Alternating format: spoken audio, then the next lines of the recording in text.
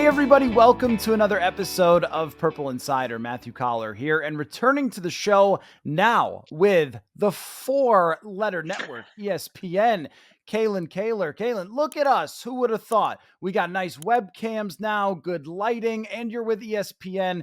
We've come quite a ways since the first time you came on Purple Insider. How are you?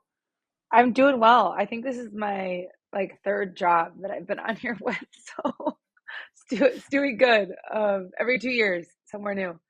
Right, exactly. Well, I'm really looking forward to all of your work now at ESPN and your very unique storytelling style, which is one of the reasons that you're on the show, is that you have released a podcast that you worked your tail off on called Spiraled. And I was listening to it last night.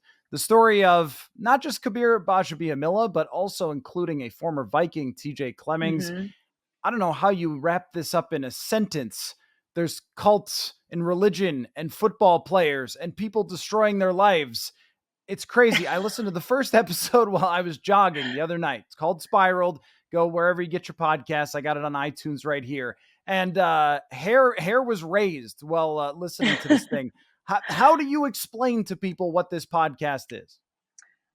Great question. First, I have to say that you make an appearance in, I think it's episode 5. I can't remember if it's 4 or 5, but we do get to the story of TJ Clemmings, and we bring you in to tell us all about him and what he was like as a rookie and what his expectations were as part of the Minnesota Vikings. So, listeners will definitely want to stay tuned for in 4 weeks from now. I think it's episode 5 when you're on it.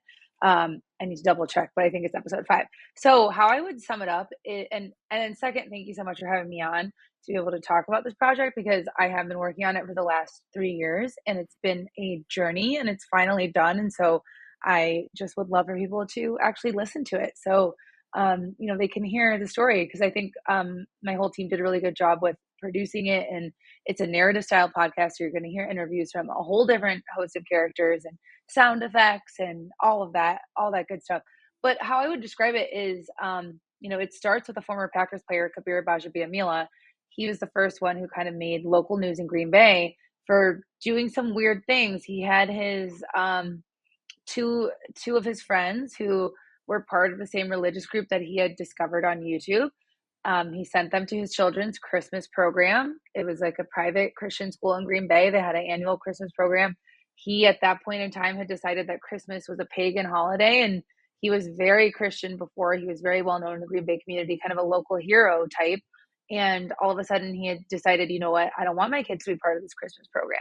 And he'd started a YouTube channel, and he was like talking about all these things on his YouTube channel and his newfound beliefs. And he sends two of his friends to the Christmas program, and the headmaster recognizes them and is like, they shouldn't be here, because he'd had some uncomfortable conversations with Kabir on the phone earlier that day about this, conflict over his kids being in the Christmas show. Long story short, the friends are there. They're carrying weapons without a license. They both have guns on them to a children's show. Essentially, it was a school event. It wasn't on school property. It was at a church, but it's a school event. And they also had knives, and they were arrested for trespassing and also for carrying guns without a license to carry. And this started this whole very weird news cycle about Kabir, where he was like talking about things he believed now, and people were very afraid of him in the Green Bay community because they weren't sure what all of this meant. It was different. Um, you know, they felt Parents at the school felt really concerned for their children's safety and threatened by this incident. So then I was like, what is going on here? Like, what does he believe now? What changed? Because he was one of the few players who stay in Green Bay, like, for their life. Green Bay is a small market. There aren't a lot of players who decide, oh, this is actually where I want to stay and like live out the rest of my life. And he was one of the players who had decided to do that. So he had ties all over the town, was very well known, very well respected, did a lot of charity work, and now all of a sudden he was kind of becoming this different person that no one recognized anymore. So I started calling around to his former Green Bay teammates and was like, what's going on? And it became really clear really quickly that this was something that a lot of people were concerned about and had a lot of questions about. So in a nutshell, this podcast series is about Kabir and several other former NFL players, one of whom is TJ Clemmings, a former Minnesota Viking. who had very high expectations as a Viking and never met them. It's about what happened to them in retirement, which is that they went on these, they were searching for something because they had a void that the NFL was filling for them for so many years. And when their careers ended, a lot of them without their say in it, Kabir was cut from the Packers. He could have continued on and played for another team, and he chose not to. So he had a little bit of um, agency in that decision. But TJ Clemmings kind of became a journeyman who barely really played after his Vikings time, and had a lot of injuries, and so it wasn't really in his control when his NFL career ended. So these guys are kind of searching for something to fill the void, and they're searching for that masculine, strong male energy, that type of community. Kabir said several times that he felt like Christianity was too feminine for him. And also YouTube is a big part of it. You can find anything on YouTube these days. You can easily, maybe quicker than you ever could in the past, you can start believing something new and start changing the way that you live because of YouTube, like so much quicker than you previously could have. Because the pastor that they all follow, he uses YouTube as a main platform to reach people, and he's got several 100,000 followers on his YouTube channel. So there's a lot of themes like outside of sports that I think are interesting in here. Religious extremism, searching for identity, YouTube radicalization, hyper masculinity. Um, yeah, I mean, it was just probably the craziest story that I've ever reported. Well, first, I absolutely marvel at your ability to capture all of this because all the things that you were just It's going through very with the complicated. background. That's a lot. That's a lot. And this is what you do so masterfully as a reporter, and I Thank respect you. so much, is to take such complicated things and present them in a way that you can understand how he ended up going spiraling into this point in his life. And it also makes you think a lot about how people can be radicalized in the way that Kabir was. And I want to hear a little bit more about TJ Clemmings. You mentioned that Yeah. we talked for this, and I'm excited to hear myself as I'm You jogging. sound great. Oh, I do. Great. Thank you. I Yeah. put a lot of thought into, I was like, I don't want to screw this up for you because I know this is going to be something a lot of people listen to. But people know TJ Clemmings here, to put it bluntly, as a bad left tackle who got their Yeah. quarterbacks hit a lot. He really struggled. And what was noticeable to me that I talked with you about is how TJ Clemmings was thought of as this athletic freak who had the potential to develop into something really special in the NFL. But the problem was his confidence was just destroyed, and especially destroyed by his head coach, Mike Zimmer, who was extremely critical as being polite. But he was extremely, extremely critical of TJ, and he never made the progress that they expected. And is it wrong to make a connection between the failure to become what you expect to become in the NFL and the eventual radicalization? Because obviously this doesn't happen to everyone who fails. Some people just say, all right, well, I'll go sell insurance or just live my life.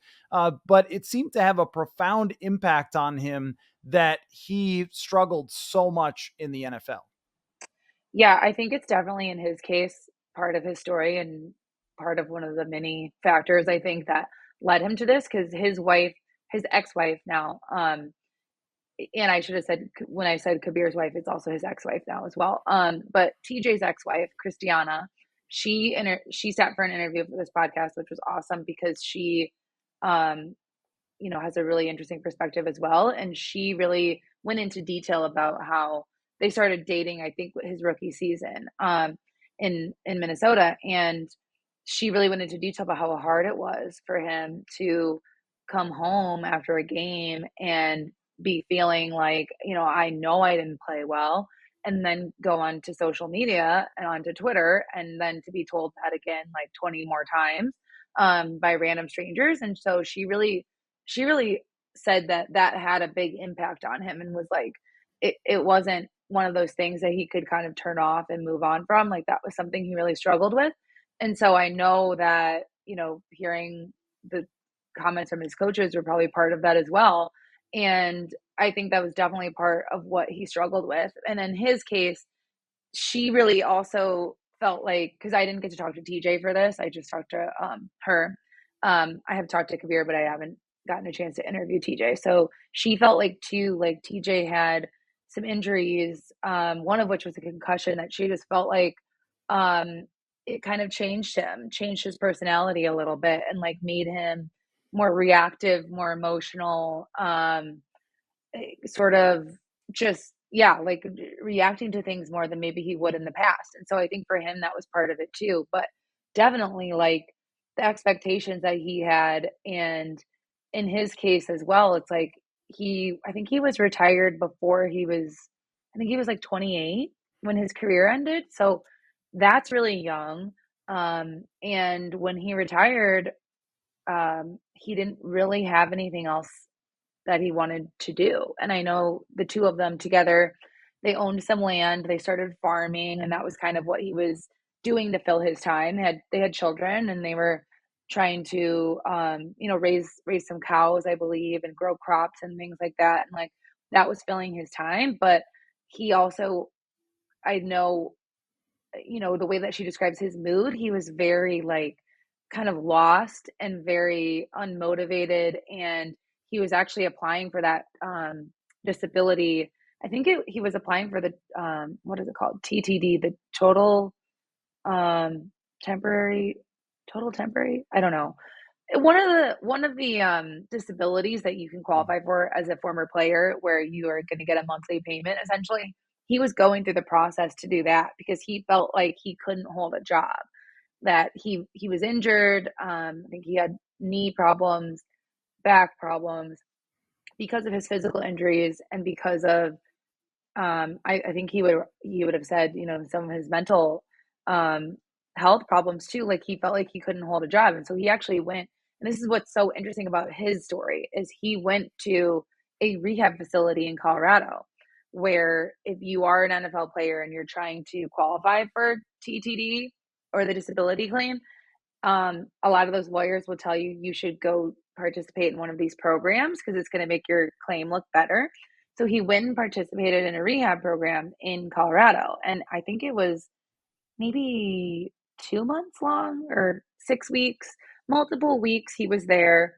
And Christiana at the time was pregnant with triplets, but it was towards the beginning of her pregnancy. So she was like, go now because I'm going to need you later, obviously, when the babies come. So he went, and while he was there is when he found Straightway through YouTube. She thinks through YouTube. And he got connected with Kabir after he found Straightway because they didn't know each other previously, but he had found Straightway on YouTube and then gets connected to Kabir. And now I'm not sure if he's living at Kabir's house, but he spent a lot of time at Kabir's house, which is one of the Straightway locations in Green Bay. But anyway, so it was while he was at this rehab center with nothing to do except, go to some therapy sessions during the day, but you're away from your family. He was away from his two other children. He was away from his wife. And that is when he started watching all the YouTube videos. And Christiana said there was one night where he would call her to say their bedtime prayers every night. And he was late calling her. And so she had to call him. And she was like, what's going on? Like, what were you doing? And he was like, oh, I was just on the phone with someone. And it turned out to be someone with Straightway. And he was speaking about, he was learning more about the group. And by the time he came back home, he was sharing it with her. And he's like, we need to go visit. And she was like, I'm not going to visit. I don't, just something about this is not sitting well with me. She watched some of the videos. She even bought like a long dress because the women dress very modestly. She bought the clothes that she would need to wear to go visit. I think they were going to go to the Green Bay property that Kabir is in charge of. And then she was just like, I just don't feel right about this. She reached out to her pastor. She talked with some other people that were close to them. And pretty much everybody was telling her, like, this is not something that we would recommend that you do. And so TJ went without her. And when he came back, he said, you know what, I'm going for good. I need to go there. And yeah, their story is kind of wild because she ended up having to kind of run away from him in the same way that Eileen runs away with her kids from Kabir. Christiana had a very similar experience because she thought TJ might be coming to take her kids to Green Bay, and that was very scary for her. So definitely you guys are gonna wanna listen to the episode with Christiana because it's just wild because it's like these their husbands just turn into people that they don't recognize anymore, and they both of these women, Christiana and Eileen, like, felt they needed to leave for their own and their children's safety. Yeah, even after one episode, I was like, "Whoa, I need a Yeah, deep breath here," because of everything that this woman went through with Kabir, and then I can imagine with TJ Clemmings' wife and his family as well. And it just seems like what Straightway has done is taken advantage of people who are vulnerable, which is NFL players after their careers, I think, are in a very right. vulnerable position, especially. I mean, Kabir was so successful, but both sides of the coin can have the same issue where you have so much success and everyone loves you, and then that light goes out and everyone moves on for him.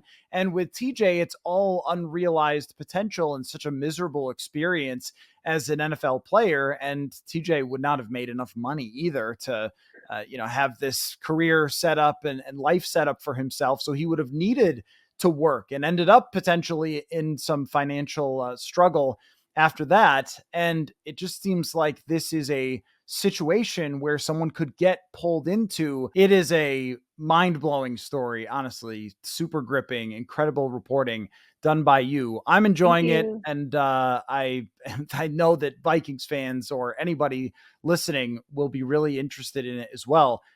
Wrap it up in a sentence for me. Like, what do you want people to take away from it? Yeah, I want people to take away, like, just kind of, I guess, an understanding of how these things happen. Because I think everyone thinks I'm way too smart to ever be sucked into something crazy. But honestly, I feel like it's really like it could happen to anyone at any point. And I think it's really, I think like the process, like breaking down the process of how it happens is a really fascinating and valuable exercise. Yeah. And also, I just hope you um, enjoy listening to it. And I think some of the former, I have a couple people who grew up or were involved with Straightway as a kid or at an earlier point in their lives, and they talk about their experience and how much it negatively impacted their lives for the rest of their lives. Like there's one man who I spoke to who like I'm so thankful that well there's two men that I spoke to and I'm so thankful for both of them for sharing their stories. And one grew up there as a kid and he didn't finish high school, he was homeschooled there and like literally barely had an education because it was not really school. And he was gay growing up there and just was facing that homophobic teachings every single day. And he got his GED. He has a job. He's like gainfully employed, but he still has, panic attacks that he faces like pretty regularly because of his childhood there. And then another one who, as an adult, had chosen to move there and had given them all of his money that he never got back either. He is like, it's really sad. Like, he is just like so embarrassed that he ever did this and then he ever moved to a straightway community and then he ever believed what they were selling him. Which at the time, because he moved there in 2000, they said it was the end of the world. Like, so he thought, oh, I have to go because like I got to be around like-minded people when the world ends. And so he's just like so embarrassed about it. And he's like, I don't want any of my employers to ever know that like I did this. And, he has trust issues. Like he really can't trust anybody who comes into his life. And I mean, it's been 25 years, almost 25 years since he went there and he left. He was only there for, I think, 6 months or so. And he is still like so impacted by this 20 years later. So I think they would say they participated to warn people about that as well. And so I think that's one of the things you can take from it too. No, it's a great point that anybody can be vulnerable to something, and everybody thinks that they can't, right? So that's a great point. You want to talk about some football? It's like an Let's awkward do it. transition. It was very Let's do it. heavy, I know but it's really also, awkward. I mean, you're in Chicago. You Yeah. followed the Bears for so long. They've got a quarterback. I mean, I feel like I have to know how you're feeling about the Absolutely. NFC North and the Chicago Yeah. Bears. I mean, this division is honestly, I find it really hard to predict like what is going to happen. Other than I think I've kind of removed the Vikings from um being the one of the top teams, I think. I think when before JJ was hurt, I feel like it was more of a potential there. And I do think Sam Darnold is going to be fine. So I think I think he'll be solid. But I think I had more expectations for them, obviously, before the injury. So I would say with Caleb Williams and the Bears, I am actually very optimistic. And their first game is against the Titans. So I think the Bears offense versus the Titans defense is going to have a great game. I think it's going to be I think like the Bears fans are going to freaking lose their mind. And then the next week they have the Texans on Sunday Night Football, and I think that might be a wake up call. Um, that's kind of how I see the early start of the season going for the Bears. But I do think that Caleb, um, what we saw, what Caleb showed in the preseason was really encouraging and really exciting. And like a lot of that out of structure stuff he did, it looked Mahomesian. And so I think that is super cool. Like I don't that's a terrible word, cool. But it was awesome. Like you get like, stoked. You get like juiced up about that. And then some of the more operating within the structure things, I think is going to come with time. I think we saw him struggle a little bit with that in the preseason because you know, in that Bengals in the second game, the last game he played in against the Bengals defense. I think there were three and outs to start that game. And that was not the first team defense that he was facing when he made plays finally. So I think, it's tough to know until we really see him in a regular season game, like how he's going to operate against a first string defense. Because obviously you don't want him to be out of structure every play of the game. So I think that's the question probably that I think has not been answered about Caleb is like how quickly is he going to be able to um, against a real NFL defense, operate the offense within the structure. Oh my God, a bird like just bounced off my window. Sorry, that was weird. That was crazy. I was like, oh my God, I'm on the 39th floor. Like, hope he's okay. Um, I'm glad I anyways, didn't hear and the then thud. We couldn't hear that on this side. I just saw your response I going heard like, it. I was "Whoa!" like, what? It was a small bird, and I don't think it was like a death blow, but he totally bounced off. Um, okay, so that's my thoughts on the Bears. As far as like, so Packers, I think Jordan Love is gonna build off of last year. I think they're gonna be a really good team. Their quarterback situation is very interesting. What they just did, trading for Malik Willis, and um, I think they released Sean Clifford, right? I mean, I would assume that he would be going back possibly to the practice squad there because I don't know who their third quarterback would be, but that was interesting to me. Um, See him maybe get a second chance in a different team. Um, yeah, no, I think Jordan Love is going to be, just as exciting as he was last season. So I'm interested to see that. And then the Lions, I was just at the Lions camp last week actually for one of their last preseason practice or training camp practices, and um, they look good.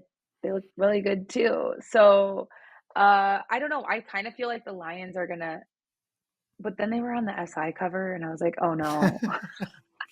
I was like, oh no, they're totally cursed.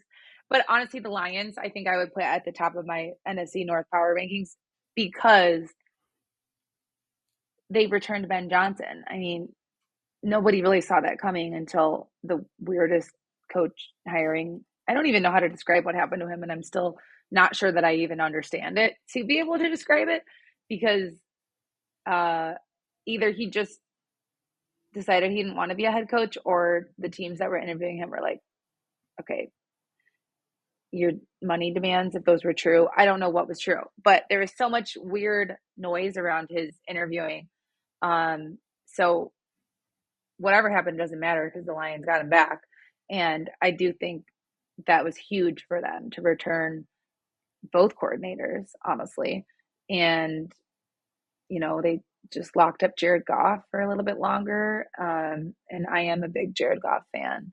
I know that there are a lot of haters of him out there, but yeah, I am a JG fan. So I do think the Lions, to me, are at the top of the NFC North.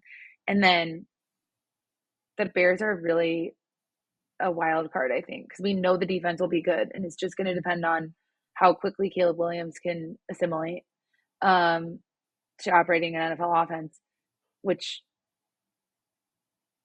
really could go any way. Like, I never want to put my money on a rookie quarterback. And then the Vikings have Levi Drake Rodriguez. So I was getting to that. Don't worry, I was getting to that. Well, why don't we go there? Let me ask you something real quick before I get to Levi Drake yeah, Rodriguez, because what a pick for you to do Prospect X with him. But I just want to know your comparative feelings at the same time frame of Mitch Trubisky and Justin Fields. Like, did you feel the same way about no, Trubisky and Fields as you do about Williams? I did not. I think the fans did. I think Bears fans definitely had the same level of optimism. I didn't, and part of it with Caleb is that the roster around him is so much better than. I mean, actually, the Trubisky era roster was pretty good. I will say. I mean, he did have Allen Robinson, and Allen Robinson at that point was in his prime. And I think about Allen Robinson all the time because I'm just like, oh my God, he could have had a great. I mean, he had a fine career, but he could have had a great career had he played with a good quarterback because he literally never did. Anyways, I think the roster around Caleb is better than it's a lot better than it was for Justin Fields, and I still think it's even better possibly than it was with Mitch Trubisky. So I think that's why I can feel more optimistic because I'm like, okay, that defense is good. He has Rome Odunze. He has Keenan Allen. He has DJ. Like, there are plenty of playmakers on the offense. So the offensive line depth, I think, is a concern that hopefully won't become an issue for the Bears, but I could see that becoming an issue, just the offensive line depth and strength of that offensive line. But he's got the playmakers. So I think that's what gives me the optimism. Wait, I was going to ask you, Vikings. So Vikings quarterback room is Sam Darnold, and then Sure is. It's and then who else? Who is Sam's Yeah, backup? yeah, Nick Mullins and Jaron Hall. And I was curious to see if they would go hunting for any of their backups, but it does not Okay, seem that is the case. So if Sam Darnold gets hurt, and I have to think he would need to get hurt to be benched, then it would be the Nick right, Mullins and or Jaron Hall show, which we saw a little bit of last year and right, was pretty wild, but was not really pretty. right. And that's Okay, kind that's of where we're interesting. at. Yeah. Yeah, the Vikings have had some bad luck with quarterback injuries recently. I'm working on a story right now about um it's going to run next week about the trend of quarterbacks starting games per season going Mm. up. So last year there were 67 quarterbacks that started games. Josh Dobbs actually counted twice because he started for two different teams, and like we're tracking unique starters. So like for every team, who were your starters and who did you use? So he actually counts in two instances, which is kind of fascinating. But so there were 67. The year before was a record high 69. The year before that was 62, I think. And at first I was like, oh, it's just because they added a 17th game. Simple as that. But then if you take the average from like 2000 to 2020 and then project, okay, well, how much is one more game? And then you multiply that, it should be an average of like 59 quarterbacks, but the average for the last 3 years has been 66. So it is higher than you would have thought. And so I kind of just did a story about like, why is that? What does it mean? Does anybody think about their quarterback rooms differently? And I wanted to talk to Quasi because I was like, okay, he experienced this last year, and made a move to go out and get someone. And then, I wanted to like talk to him about that. But then literally like 2 days later, JJ got hurt. And I was like, all right, they're not going to do this now because like, it's like they're in the same situation again. So I didn't get to talk to him for the story, but the Vikings were one of two teams that had to start four quarterbacks last season. Do you have a And the theory? Do you Browns have a started theory at five. why this would be? Because I remember you and I talked Yeah. about this a little bit because we both enjoy tracking Yeah. journeyman We love it. quarterbacks and so Yes. forth. And I've always thought it was really big to have a good backup quarterback and worth paying for, which the Vikings aren't presently. But Case Keenum Right. certainly convinced me that it's a good idea to have that guy as a backup. But it doesn't really stand to reason. Everyone talks about how they protect quarterbacks so much more. You can't fall on the quarterback like you used to. And yet it does. I don't know if it's a lot of benching so much as it is just injuries.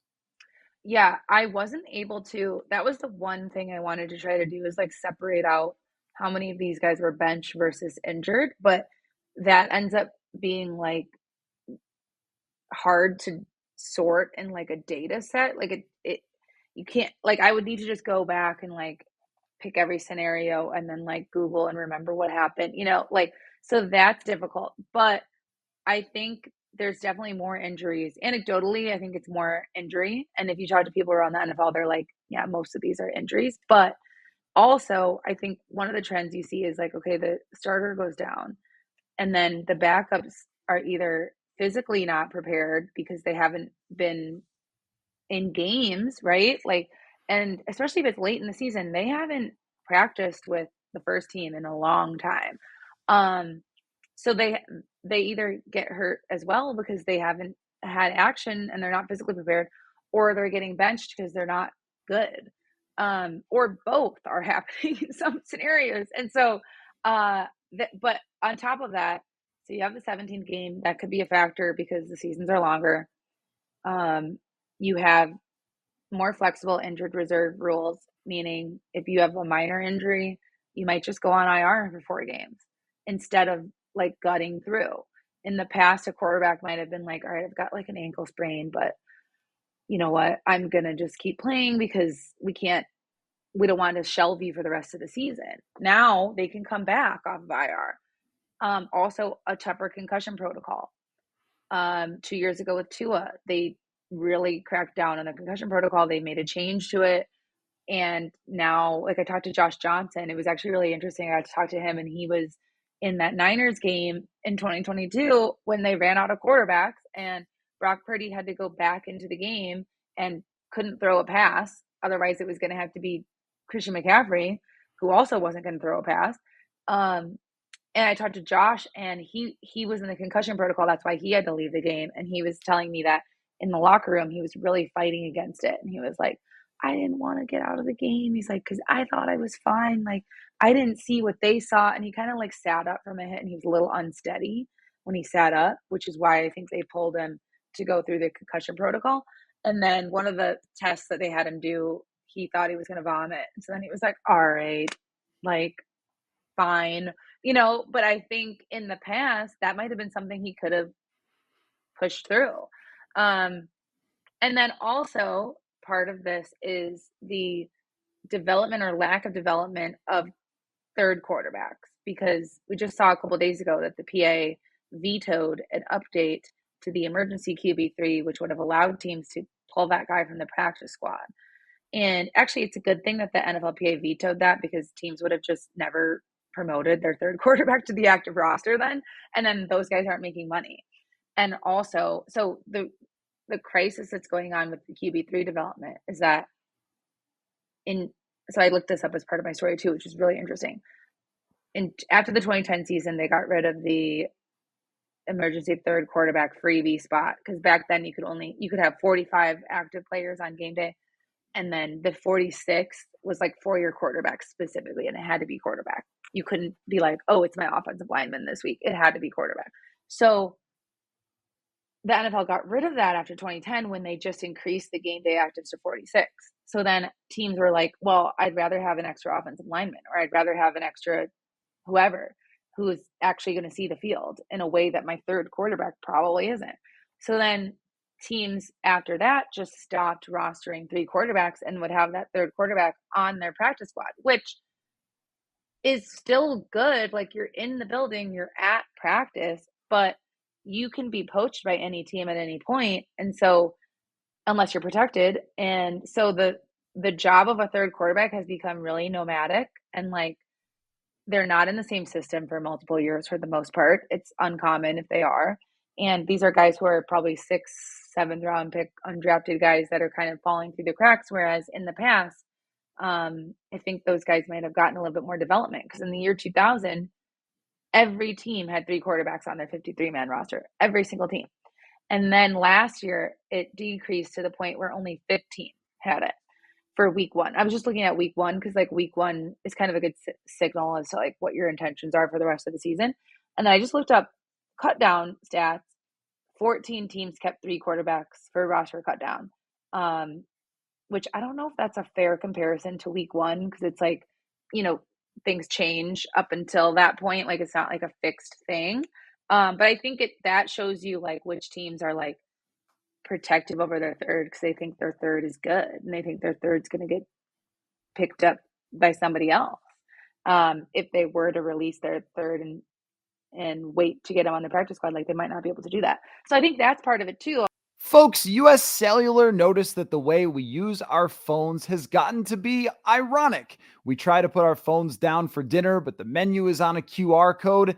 That's ironic. We hit like on social media posts that we don't actually like.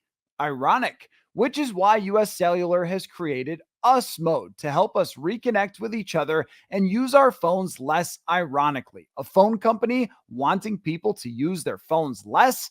Ironic. Let's find us again with Us Mode from US Cellular. Visit uscellular.com/built for us to get started. You know, I was thinking about how this is exactly when you come out to Vikings or something, or we're at the combine together. This is like the exact conversation we've been having anyway. Yeah, And right. so we really went down a rabbit hole there. I just said the name Nick Mullins, and then we ended up here like 20 minutes Here later. we are. But I do want to bring up before you go, and I Yeah. appreciate all your time and Levi. everything. It's Levi Levi. Drake Rodriguez, Prospect X. Levi. I How did you end up picking him? Because you did a huge story, Prospect X. You went through the entire process with him, did not reveal his identity. Then the Vikings end up picking him. He looked really good in training camp. He got first team reps at times. And then during preseason, he was an impact player. The guy's got violence to his game, and he is a very unique character. And I mean, I think people will bring up like John Randall or something, but there's a little bit of that vibe of like this crazy, energetic guy. He's Uh, crazy. I mean, it has to be cool for you to have picked Prospect X, a guy who ends up making the 53 as a 7th round pick. Yeah, it was very cool. I saw the quote from, was it Quasey the other day, who was like, his hair's flying around. You just see that Oh, on the O'Connell. tape. Yep. O'Connell said that. Okay. Um, that was so funny because I was like, it is like, I think having long hair, I just kind of developed this theory yesterday based off of Levi. I'm like, okay, if I'm a pass rusher or anyone on defensive line, like, like, I feel like growing your hair long makes you even look better at what you're doing because it's like whipping around, like, you Yeah. know what I mean? It's like whipping around. So it's like, what if you're not actually moving that quickly, but your hair makes it look like you are, right? It's almost an illusion. Like with him, he really is because he's like very strong and has a lot of really exciting speed, like when he moves, and like efficiency, I think, Mhm. too. And so, but yeah, I was like, I think having hair is actually really helpful for your, like, your image, for like how good you look on tape. Anyways, but the way I found him was, you know, I start asking for names in, like, right after the combine, when the combine list comes out and you can know, okay, this is who was invited to the combine, this is who wasn't.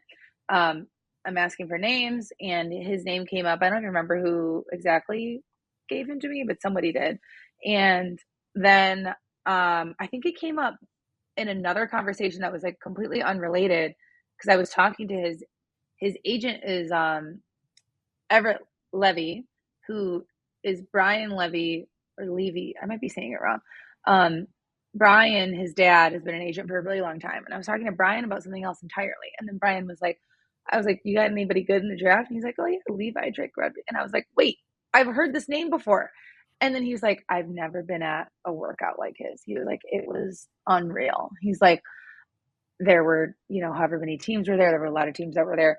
And he's like, this kid is getting drafted for sure. And he like wasn't at the combine, and he made his name at the FCS game and then got called up to the Tropical Bowl, which is slightly bigger. And so he was telling me all these things about him. And I'm like, oh my gosh, okay, send me some videos, send me videos, send me some clips. And then I see the video of him and I'm like, okay, I think this is a really good pick. And then also you just kind of know too, like, with that position, they, because I'm looking for someone who's going to be drafted. Like, obviously I want them to make the team and like have a career, but for the purposes of Prospect X, I like really I'm trying to prove a point of like this under the radar hidden guy is going to get drafted. So with him, I was like, I want to make sure he gets drafted. But then, I'm watching some of his practice tape. I watched some of his like game highlights and his workout film, and I'm like, oh yeah, like he's vicious. Like this is good, And so then I went there to actually spend time with him, and he's just like this crazy personality, like in a really good way, like super infectious, charismatic. He talks about this. He has ADHD, I believe, and football has been like his way to like focus, like, and his outlet. His parents were just like, do every sport, because had way too much energy to be like in the house. And his mom tells a really good story about his high school counselor being like, she met with the high school counselor and she was like, college isn't for everybody, Mrs. Rodriguez, which is like so like, Yeah, wow. I mean, I It's kind of brutal. I appreciate like the realism, I guess, of like wanting to like be honest with somebody, but she was really upset about that, and she was like, no, my son is going to finish college, because she didn't. Her and her husband did not. They went, and neither of them, I think, finished their degrees, and afterwards have since worked on certificates and continuing education, but at the time did not finish their college education. So that was super important to her. And so she was like, you're going to college, Levi. And he was like, okay. And so he went to a Bible college first that was like tiny, and then Mhm. transferred to Texas A&M Commerce, which is still tiny. Um, but he was able to get more eyes on himself there. And that's what I think is uh, most encouraging about him, is like, he's still like really raw. Like the level of coaching that he was receiving, he was an offensive lineman in high school. So it's like, the amount of time he's actually been playing on the defensive line is like not that much. And he was at freaking Southwestern Assemblies of God like 2 years ago, So like that's exciting, I think, about him, is I think like his ceiling is really high. And he struggles against the run, but on passing downs, like, let's go, I think he's got a high ceiling, and he's just been so much fun to watch. So I'm excited to see, like, do you think he'll get like real playing time? I do. I actually do, because he's kind of playing the role of, I know, right? Of Jerry Tillery, who was a first round draft pick, kind of bounced around a little bit and has looked pretty good for them. But I think they like to have a backup who plays a very similar role to the starter. And if Yeah. anything happens to Jerry Tillery, or they could also create different packages for pass rush based on matchups. We saw Flores sometimes reached into the practice squad for certain guys because he just felt like, well, what they do well is not what this guard blocks well against. And I think we will see him. It is nice, though, to have a guy who fewer people have heard of his college than mine, because I went to a small D3 school, and I'm like, a few more people may have heard of my college than him. But it's a scout's dream to run across some guy at Texas A&M Commerce and be like, wait, I think this is actually a guy. And somebody said to me, when you see soccer nets in the back of the tape, a guy better be really good. Oh, He better really yeah. stand out when the football field doesn't have the full Yeah. stadium there. There's soccer nets in the back, so that's That's Levi Drake awesome. Rodriguez. But he does have infectious energy, and you know how these press conferences and stuff. We try to glean little things off of them. But when you just ask a coach about, so, how's he doing? There's like a smile that comes across their face. Like, oh yeah, yeah. They love his energy. So I'll be interested to see how he develops to be this far along for year one. I thought, maybe Right. practice squad, that kind of thing, but way farther along than I think we expected. So it was a really cool piece that you were able to do behind the scenes. And now he's here and we get to see where his career goes. So, whew, man, we cover a lot of ground here. We went A lot of from ground. Colts to backup quarterbacks to To Prospect seventh X. round draft picks. Yeah. Just your regular podcast. But I want to say before I let you go, I am super happy for you. I know that we have Thank joked you. around that you change jobs every year or so, but this one is big and this one is exciting Yeah. at ESPN. So congratulations again. It is well deserved, and I always enjoy chatting with you about the fascinating stuff that you're reporting on. So thanks again. And the podcast is spiraled. I'm listening to it. I'm in it eventually. So make sure you go check that out. It's tremendously, tremendously done. So thanks again, Kalyn, and we'll talk to you soon. Thank you so much.